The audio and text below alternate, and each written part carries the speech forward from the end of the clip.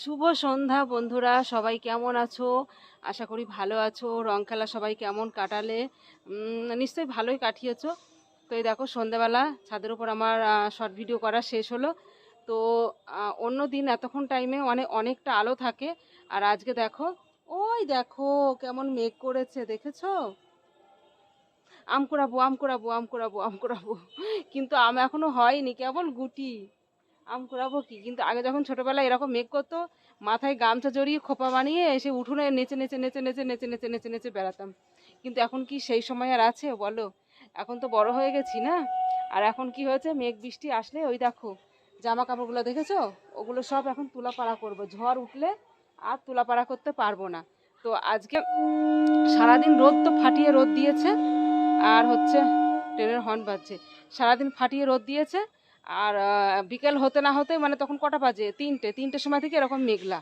তো তারপর আমি একটু ঘুমিয়েছিলাম, এত রোদ ছিল ভাবলাম কাচবো না সকালবেলা।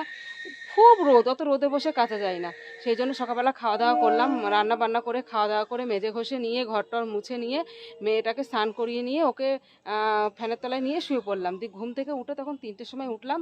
উঠে নিয়ে অতগুলো জামা কাপড় সব ভিজালাম, ভিজিয়ে কাচলাম, কেচে নিয়ে তারপরে স্নান করলাম, তারপরে খেলাম। আজকে মাটন হয়েছে, মাটন হলে আমার একদম ভাত রয়েছে না। তো কি করব বলো, খেতে তো হবেই, তাই দুটো খেলাম, স্যালাড দিয়ে দিই ভাত খেলাম। দেখো অন্ধকার। আর হয়েছে কি জানো তো, কালকে মানে সকালবেলা উঠে আমার ভোরবেলা ঘুম ভেঙে গেছে, এসে পয়সা পয়সা করে পয়সা খুঁজে আর পাই না, পয়সা খুঁজে আর পাই না, কোথায় রেখেছি কোথায় রেখেছি কিছুতেই খুঁজে পাচ্ছি না। সকালবেলা উঠে নিয়ে মানে সমস্ত বিছানা চাদর মাদর গদি মদি সব সরিয়ে ফেলেছি, তাও খুঁজে পাচ্ছি না। তো কি করব কি করব, একটা টেনশন। বাবা,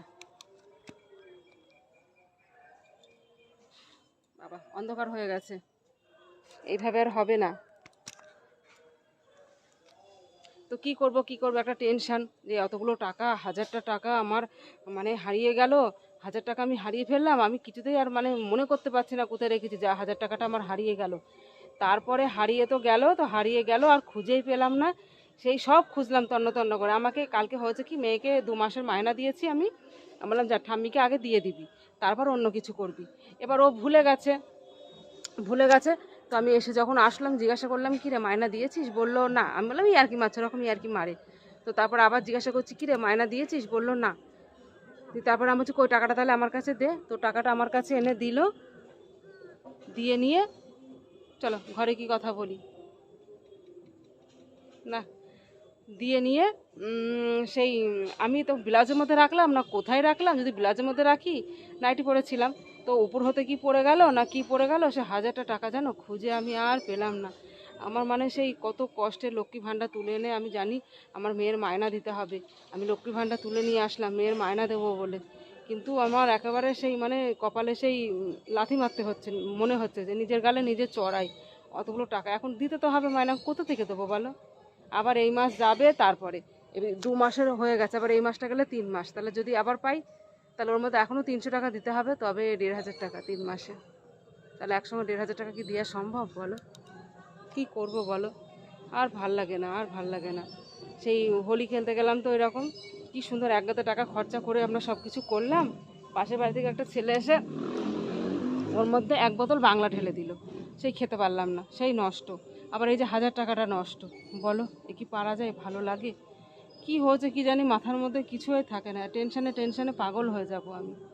তো যাই হোক, অন্ধকার হয়ে গেছে, তোমাদের সঙ্গে আর গল্প করব না। সবাই ভালো থেকো, আজকের ব্লগ এইটুকুই। Tata, bye bye.